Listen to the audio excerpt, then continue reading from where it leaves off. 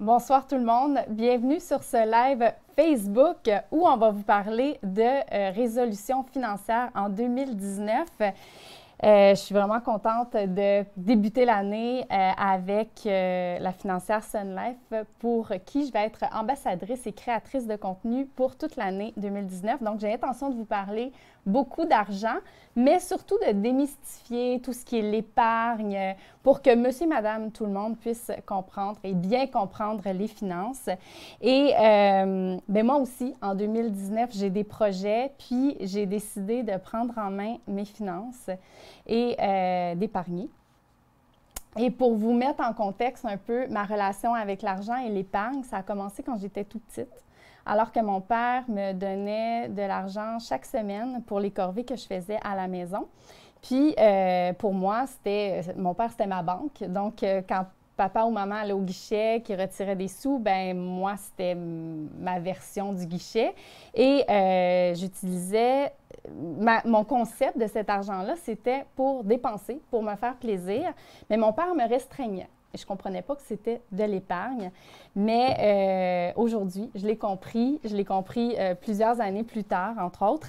Et je suis heureuse d'être ambassadrice cette année pour la financière Sun Life. Puis ça tombe très bien aussi avec un projet que j'ai avec mon conjoint qui est l'achat d'une maison. Et j'ai avec moi ce soir une planificatrice financière et partenaire à Financière Sun Life, Christiane Van Boluis. Bonjour. Salut. Bonsoir. Bonsoir. Bonsoir. Merci. Et on va prendre un cas pratique. On va éclairer un peu les gens sur l'épargne. Tu vas répondre à des questions du public que vous nous avez posées. Je vous avais invité à poser des questions. Tu vas répondre à ces questions-là. Absolument. Et on va prendre un cas pratique qui est le mien, qui est l'achat d'une maison, mais ça peut être n'importe quel projet, en fait. Oui, absolument. Puis, écoute, félicitations. C'est un Merci. super beau projet, mais tu as Merci. tout à fait raison. Les principes qui vont être évoqués pendant la capsule, ce sont des principes qui peuvent être appliqués à n'importe quelle sauce, que ton projet, ce soit un projet de voyage, que ça soit une année de sabbatique, que ça soit de te partir en affaires. Mais là, on va se pencher sur ton projet à toi qui va être d'acheter la maison. Donc, vraiment, la première étape, c'est de définir c'est quoi l'objectif. C'est quoi ton horizon de temps? Est-ce que c'est court, moyen, long terme? Dans ton cas, tu sembles dire que l'achat de la maison est prévu dans l'année qui suit. Donc, on parle d'une douzaine de mois? Bien, je pense qu'on n'a pas commencé par la bonne étape parce que nous, on magasine déjà des maisons alors qu'on ne sait pas c'est quoi notre budget. OK. Est-ce que c'est juste de penser que c'est dans la prochaine année, par exemple? Je dirais dans les prochains 18 mois. OK. Parfait. Donc, l'horizon de temps va déterminer le temps qu'on a pour se mettre l'argent de côté en vue de cet objectif-là. Puis, on va commencer par le budget. Tu en parlais tout à l'heure. Le budget va nous servir vraiment à plein de choses. Il va nous servir à définir notre capacité d'épargne en vue de cet objectif-là. Tu parlais de magasinage tout à l'heure. Le budget, il va vraiment t'aider à te guider dans la bonne direction. Si toi, tu te fais un budget et que tu te sens à l'aise d'avoir un paiement hypothécaire qui coûte X, c'est sûr que tu n'iras pas magasiner une maison, le paiement hypothécaire, c'est le double. Ouais, parce que sinon, tu ne seras pas à l'aise, tu vas te sentir coincé financièrement, puis ce ne sera pas confortable. L'autre chose aussi, souvent, qu'on néglige de faire, surtout la première année, où on appelle ça l'année de transition quand on achète une propriété, c'est toutes des dépenses qui ne sont pas nécessairement récurrentes, mais qui s'accumulent, comme les taxes de bienvenue, les frais de notaire, les frais de déménagement, ton premier Costco, c'est l'été, tu achètes ta tondeuse. Donc, c'est des choses qu'on doit prévoir. Et le budget nous permet de le planifier, ces choses-là. Je crois qu'il y avait une de tes fans Insta qui se posait la question « Par où je commence avec un budget? » Il y a toutes sortes d'outils qui existent. Il y a des plateformes gratuites qui existent sur le web. Il y a des applications. C'est simplement de choisir le modèle qui correspond à ta situation. Donc, que tu sois célibataire, travailleur autonome, une famille, il existe toutes sortes de modèles. C'est juste d'appliquer celui qui correspond vraiment à ta situation. Il ressemble à quoi ton budget à toi? Bien, Moi, c'est un truc qu'on m'a donné. C'est un vieux truc qu'on m'a donné il y a quelques années, justement pour épargner puis pas me casser la tête avec l'épargne. C'est le premier poste budgétaire dans mon budget. Parce que j'ai pas vraiment un budget que je tiens, pour être honnête, là, avec tout le monde. C'est que je me fais un budget en début d'année, puis au mois d'avril, je suis tannée de mon fichier Excel, puis je le balance, puis finalement, je me dis « Ah, je suis correcte ».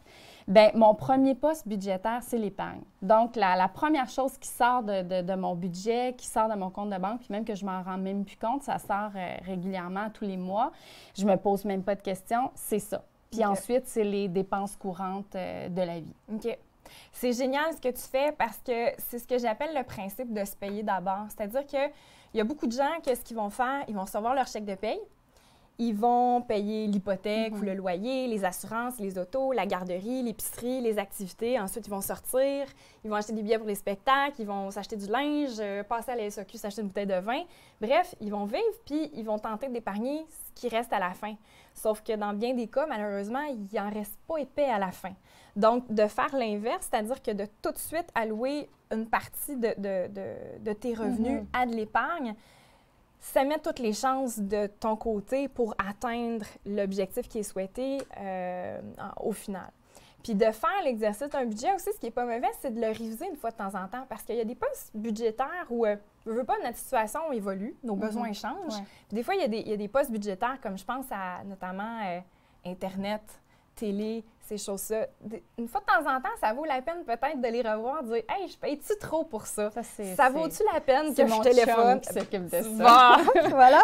Donc, ça vaut la peine de revoir ces éléments-là parce que, mine de rien, des fois, c'est un 10$ par là, c'est un 25$ ici, c'est un autre montant. Des fois, il y a même des postes budgétaires qu'on peut éliminer parce que ça ne correspond plus à notre besoin et à nos priorités. Donc, au final, ça nous permet juste de mieux gérer notre argent et vraiment d'attribuer nos ressources qui, on va se le dire, sont limitées. Ce serait beau si l'argent poussait dans les arbres, mais ce n'est pas le cas. Ça nous permet juste de faire des choix qui sont plus ciblés vers nos priorités et nos objectifs à nous. Dans ton cas, c'est d'acheter une propriété. Ouais. On peut peut-être jaser un petit peu des outils qui peuvent être utilisés pour t'amener à cet objectif-là. Donc, une des règles d'or qu'on a en épargne, c'est de favoriser les types de comptes qui nous permettent un certain soulagement fiscal. On peut parler du REER, du CELI, il y aurait aussi le régime enregistré d'épargne-études. Dans ce cas-ci, ça s'applique plus ou moins à ta situation.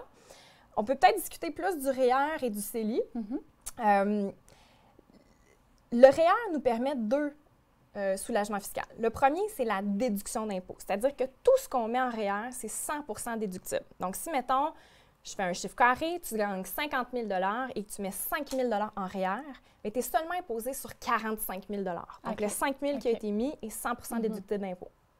Le deuxième avantage, c'est le report d'impôt. Donc, l'argent va croître, va faire des intérêts, va générer une croissance. Et ça, c'est seulement imposable au moment du retrait.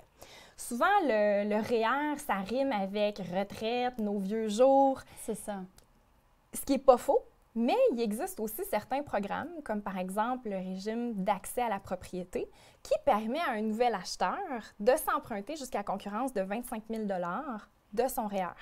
Donc, ça peut être peut-être une belle stratégie à incorporer dans ton plan d'épargne en vue de ton objectif d'achat de maison pour te bâtir une mise de fonds, aller chercher une épargne qui est fiscalement avantageuse, puis après un certain nombre de temps, bien, on doit se le rembourser à notre REER. Ce que je t'encourage peut-être à faire, c'est de valider avec l'Agence de Revenu Canada pour être sûr que tu corresponds bien aux critères et que tu te qualifies bien au régime parce qu'il y a certaines conditions auxquelles on doit répondre pour l'achat de maison. Pour se qualifier au RAP et l'utiliser comme achat de maison. Ce qui est super cool aussi, c'est que le RAP, le retrait qui est fait du REER, c'est pas exclusif à la mise de fonds. Ça peut être pour des rénaux, ça peut être pour les taxes de bienvenue. Bref, ça peut être pour payer parce que REER, pour moi, ça rime avec retraite. Puis je pense que quand on a 20 ans, c'est tellement pas dans notre tête. C'est sûr que c'est pas sexy à 20 ans de dire hey, « je me mets des REER ». Sauf que ça peut définitivement être un outil pour financer certains objectifs court terme, comme dans ton cas, l'achat d'une propriété. Je parle maintenant un petit peu du CELI. Donc le CELI, des objectifs ou des avantages fiscaux différents, c'est-à-dire qu'on n'a pas de déduction d'impôt, mais tout ce qui croît à l'intérieur du compte la croissance, quand on la retire, n'est pas imposée. Donc, c'est carrément plus d'épargne pour toi puis moins d'impôts à payer. Je te donne un exemple. Je reprends mon 5 000 $, j'investis dans mon CELI, puis tu génères une super croissance en peu de temps. Tu réussis à te faire 500 $ sur ton 5 000 donc tu es rendu à 5 500. Quand tu retires ton 5 500, le 500 $ de croissance, lui, il n'est pas imposable. Alors que dans un compte épargne normal, régulier, ça serait 100 % imposable. Ouais.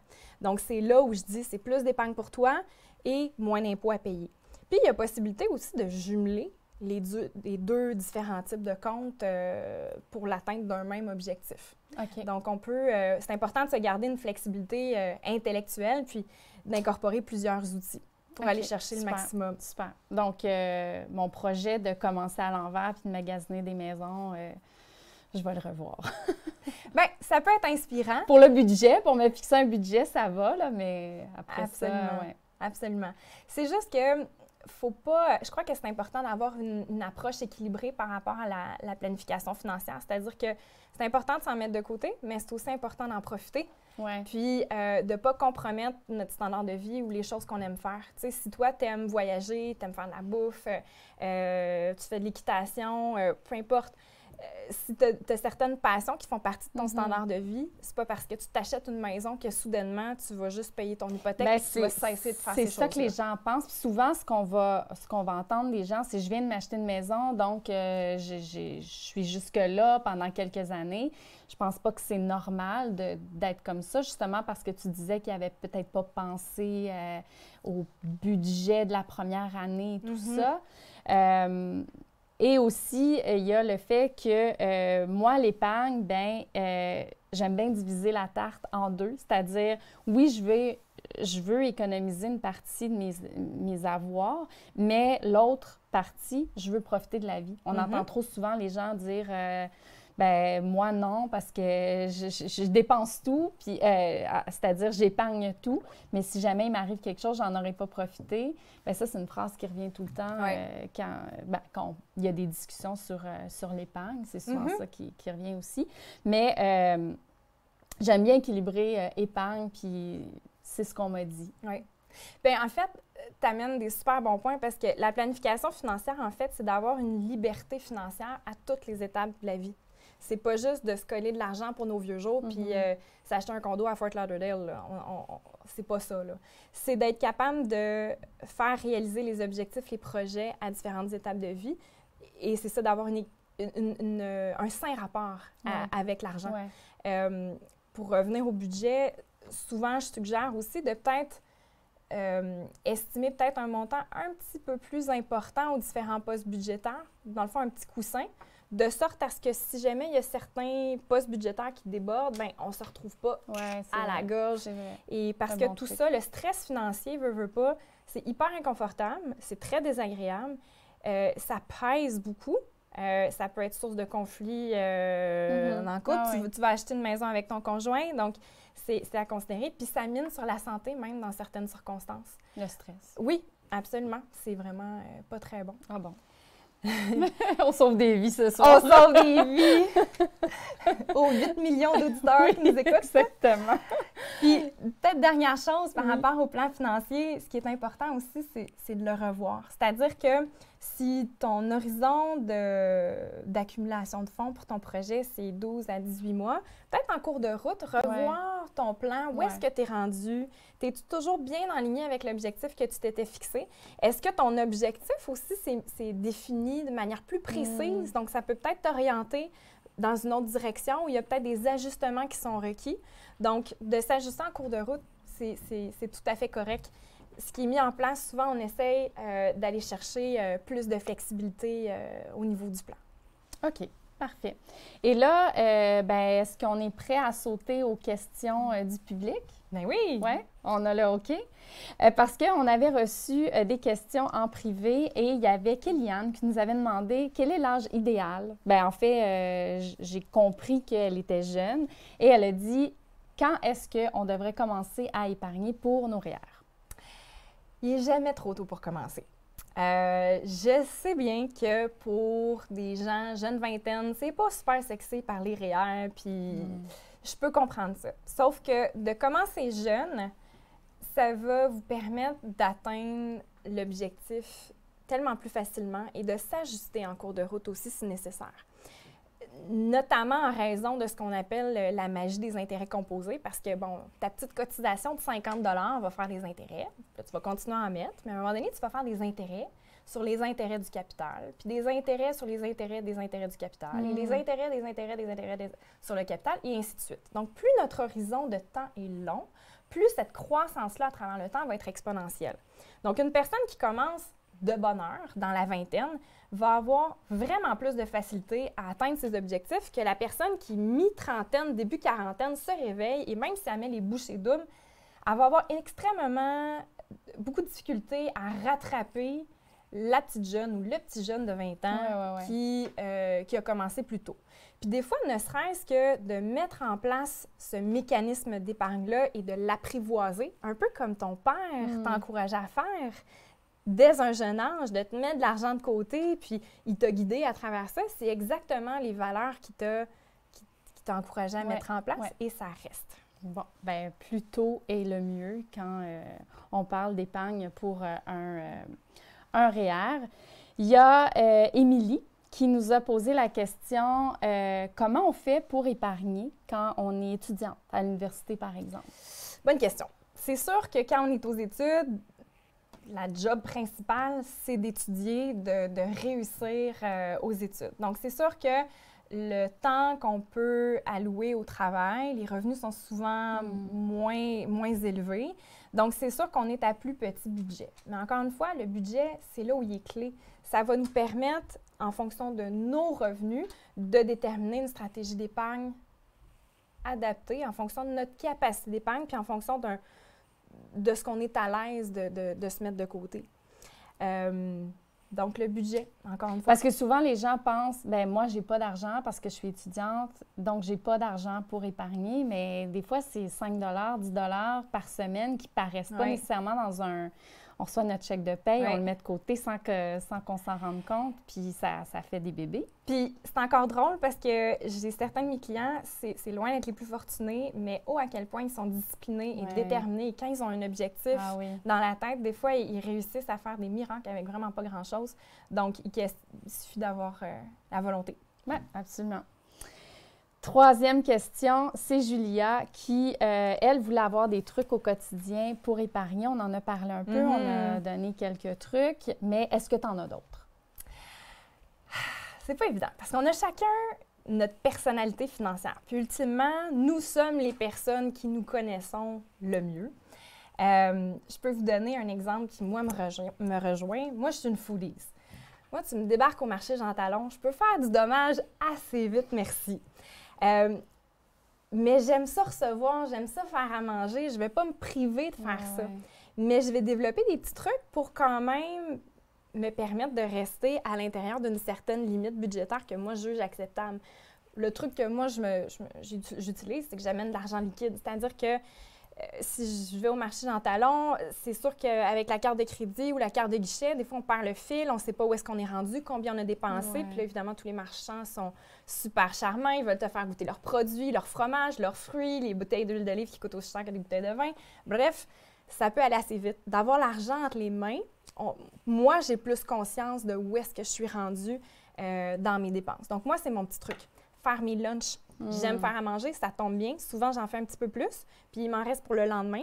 Souvent aussi, ça me permet de manger plus santé. Faire un café à la maison aussi le matin. Ben oui, c'est ça. Le café ou le muffin comme déjeuner, c'est tous des petits trucs qui peuvent nous permettre d'économiser gros. Et souvent, c'est ces petites dépenses-là qui ne coûtent pas grand-chose qu'on compte pas. Bien, il faut apprendre à se connaître aussi en tant que notre rapport avec l'argent, puis où est-ce qu'elles sont nos faiblesses. Moi, c'est les manteaux puis les souliers. Donc, faut pas que je rentre dans une boutique de manteaux puis de souliers parce que je fais des dommages. Je comprends. Mais la bouffe aussi. Donc, je pense qu'il faut apprendre à se connaître puis savoir sont où nos faiblesses par rapport à nos dépenses. Oui. Je pense que ça aide beaucoup. Tout à fait. Il y avait une question qui nous est arrivée du public. Donc, à quelle vitesse peut-on sortir des fonds du CELI? Habituellement, c'est assez rapide. C'est sûr que ça dépend dans quoi on a investi dans le compte CELI. C'est-à-dire que Règle générale, on parle de 24 à 48 heures, le virement électronique est fait, puis c'est dans ton compte chèque, puis tu peux faire ce que tu veux avec cet argent-là. C'est sûr que si tu as acheté un certificat de placement garanti où là, il y a une échéance sur le placement qui doit être respectée avant que le rachat puisse se faire, c'est peut-être un type d'investissement qui est un petit peu moins liquide, mais règle générale, c'est assez facile, c'est assez rapide. Puis même, souvent, ce sont des transactions qui sont gratuites, puis c'est aussi simple que ça. C'est bien, c'est parfait. Est-ce qu'il y avait une autre question? Oui, il y a une autre question. Merci de nous donner des questions, ça nous... question... Ah, on les a aussi. Bon, OK. Comment faire pour continuer à épargner suffisamment pendant qu'on rembourse notre RAP? Est-ce si grave si pendant qu'on investit moins dans nos REER? On le budgète.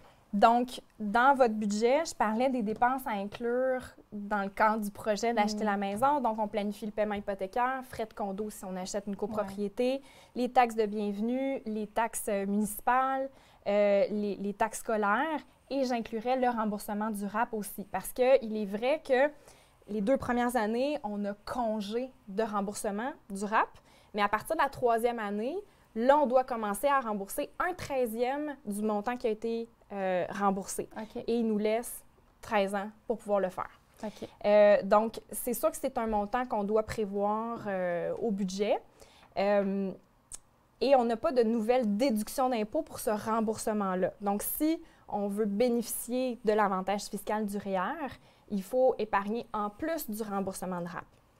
Tout se joue sur la déclaration d'impôt. Donc, il y a une section qui est dédiée aux cotisations REER où on indique combien a été cotisé pour l'année, combien est attribué au remboursement du RAP et combien va maintenant en nouvelles cotisations. Donc, c'est juste de le planifier. Il n'y a pas de recette miracle. OK. Alexandra demande, Élise, en quoi tes méthodes budgétaires ont changé au fil des années? Méthode budgétaire, j'ai jamais eu vraiment de méthode. Moi, ma méthode, en fait, première, pour justement pas avoir de tracas sur qu'est-ce que je devais investir, puis de tout le temps tout recalculer. En fait, c'était, ça passe directement dans mon compte de banque. Ah oui. Si je comprends bien la question. Sinon, mes méthodes budgétaires, c'est surtout de revoir qu'est-ce que j'ai en revenu chaque année, puis de voir combien, parce que la mathématique va être la même au niveau de mes placements que je vais faire chaque mois, qui va se prendre automatiquement, puis je n'ai pas à me casser la tête avec ça. Par contre, si j'ai plus de revenus une année, bien là, à ce moment-là, je me pose la question, est-ce que je me garde plus ou est-ce que j'épargne plus? Puis à mon âge, bien, j'épargne plus. J'aime beaucoup ce que tu dis parce que, en tout cas, je sais que pour moi, les cotisations automatiques, c'est magique, tu n'as pas à y penser. Puis, tu sais, on est tous hyper occupés dans la vie, puis de devoir à le faire manuellement de manière ponctuelle. Ouais. Donc, de le faire automatique comme tu le fais, c'est parfait. Puis, tu mets toutes les chances de ton côté pour pouvoir atteindre ton objectif.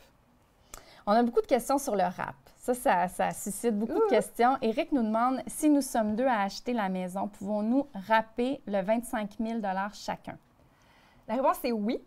Ce que j'encourage les gens à faire, c'est toujours, si vous n'êtes pas certain d'être éligible, c'est de téléphoner à l'Agence de Revenu Canada. Parce que des fois, j'ai des situations où j'ai un du couple qui a déjà été propriétaire. Il faut se souvenir que le RAP est conçu pour les nouveaux acheteurs. Par contre, ce n'est pas parce qu'on a déjà rappé dans le passé qu'on n'est pas éligible, mais il y a certaines conditions à respecter, notamment avoir remboursé en totalité le RAP qui aurait déjà été fait dans le passé. Faut que ça fasse 5 ans que la personne du couple n'a pas été propriétaire. Donc, il y a certaines conditions précises à remplir. Donc, dans le doute, appelez à l'Agence de Revenu Canada. Ils vont vous le dire, ils vont vous le confirmer. Comme ça, il n'y aura pas de surprise, puis vous ne vous retrouverez pas dans une mauvaise situation en ayant pensé que vous avez mis votre mise de fonds en REER, puis finalement, pas éligible. C'est pas super bon, ça. Mais a priori, effectivement, vous pourriez être un couple où un fait le RAP de l'ordre de 25 000 qui est le OK. maximum, et l'autre fait la même chose de son côté, donc vous auriez jusqu'à 50 000 de mise de fonds. Mais j'ai une question par rapport à ça. Vas-y. Si quelqu'un, mettons une jeune personne ou dans la trentaine qui, Oui.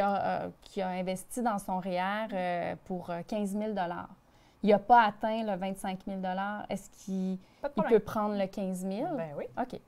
C'est C'était à ma concurrence question. de 25 000. OK. C'est le max, le plafond. OK. Parfait. Je pense, est-ce qu'il y avait une autre question? Non, il n'y a plus d'autres questions. Je vous invite, si jamais vous avez d'autres questions, à les poser dans les commentaires. Ça va nous faire plaisir de répondre même après le live, de partager aussi le live, parce que peut-être qu'il y a des gens dans votre entourage, dans vos contacts, qui seraient très intéressés à avoir ces conseils-là qu'on a donnés ce soir. Je pense qu'on a donné pas mal de conseils. On a sauvé des vies, on va vous rendre riche. Exactement. Bien, merci Christiane. Ça me fait plaisir. Merci tout le monde d'avoir été là. Puis, ben, on va se revoir prochainement. Ciao.